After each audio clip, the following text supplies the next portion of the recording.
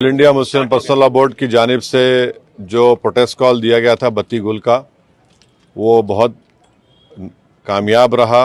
गैर मामूली उसका स्पॉन्टेनियस रिएक्शन रहा और ख़ास तौर से तेलंगाना, हैदराबाद और कर्नाटका से जो अभी तक हमारे पास रिपोर्ट्स आ रहे हैं, पूरे लोगों ने बिला लिहाज मज़हब मिल्लत इसका साथ दिया है। मैं उनका शुक्रिया अदा करता हूँ।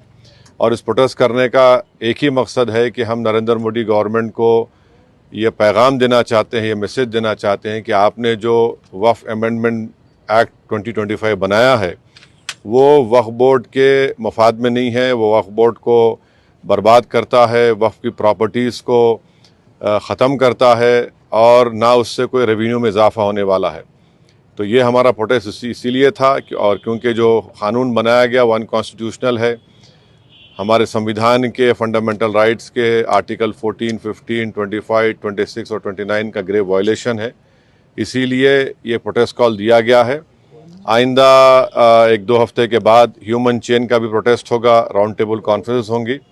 तो ये हमारा प्रोटेस्ट उस वक्त तक चलता रहेगा जब तक नरेंद्र मोदी की हुकूमत इस बिल को वापस नहीं लेगी। मैं आप तमाम का शुक्रिया अदा करता हूँ जिन्होंने इस बत्ती गुल प्रोग्राम में हिस्सा लिया। जिस तरह के बत्ती गुल कार्यक्रम या प्रोग्राम की जब बात करते हैं तो आपको क्या लगता है कि इस तरह के प्रोग्राम से क्या संदेश या क्या असर हो सकता है? नहीं, ये देखिए, ये स्पॉन्टेनियसली जनता ने 15 मिनट के लिए अपने घर की लाइट को बंद किया, अपने कमर्शियल एस्टेब्लिशमेंट्स की लाइट को बंद किया और एक मैसेज हम देना चाह रहे हैं प्रधानमंत्री नरेंद्र मोदी को कि आपने जो कानून बनाया वो अनकॉन्स्टिट्यूशनल है, वो ब्लैक लॉ है, वो वक्फ प्रॉपर्टीज़ को बचाने के लिए नहीं, वक्फ प्रॉपर्टीज़ को बर्बाद करने के लिए। और एक ऐसा एक्ट आपने बनाया जो भारत के मुसलमानों की मस्जिदों को, कब्रस्तानों को, वक्फ की प्रॉपर्टीज़ को उनसे छीनने का एक एक्ट बनाया आपने। जिस तरह का भी माहौल बना हुआ है देश में, आतंकवादी जो घटना हुई है, आपने भी उसको कंडेम किया है, लेकिन ऐसे हालात में आपको लगता है कि देश में अगर अंदरूनी तौर पर इस तरीके से विरोध होगा? नहीं, देखिए, जहाँ तक पहलगाम में जो हुआ है उसको तो हम आउटराइटली कंडेम कर रहे हैं और करते रहेंगे। और हमने उस टेररिस्ट एक्ट को जिम्मेदार पाकिस्तान की इस्टेब्लिशमेंट, पाकिस्तान की सरकार को खड़ाया है और उन्हीं की पूरी सरपरस्ती में, उन्हीं की तायद, उन्हीं के सपोर्ट और फाइनेंशियल सपोर्ट से, मिलिट्री ट्रेनिंग से वो आतंकवादी पाकिस्तान से बॉर्डर क्रॉस करके पहलगाम तक आए और वहाँ पर उन्होंने 26 टूरिस्ट को जान ली।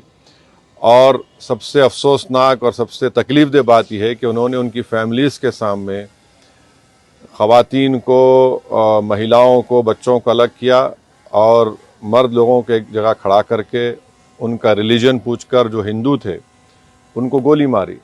तो वो तो कंडेमनेबल है, उस पर कोई डिस्कशन होने की ज़रूरत भी नहीं है। जहाँ तक हमारा ये प्रोटेस्ट है इस कानून के ख़िलाफ़, वो तो एक ऑनगोइंग प्रोटेस्ट था।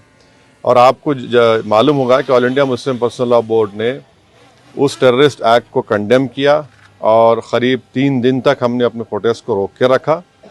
तो ये पहले से तयशुदा प्रोग्राम है। जहाँ तक देश की अखंडता, देश की इंटीग्रिटी की बात आएगी, उसमें तो कोई कॉम्प्रोमाइज़ नहीं हो सकता।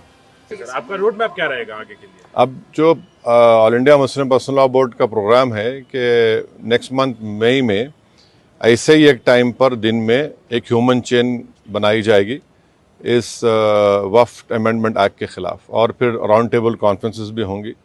तो बकरीद से पहले 6 जून तक ये प्रोटेस्ट प्रोग्राम चलेगा। बाद का program all India Muslim personal law board तय करेगी। कांग्रेस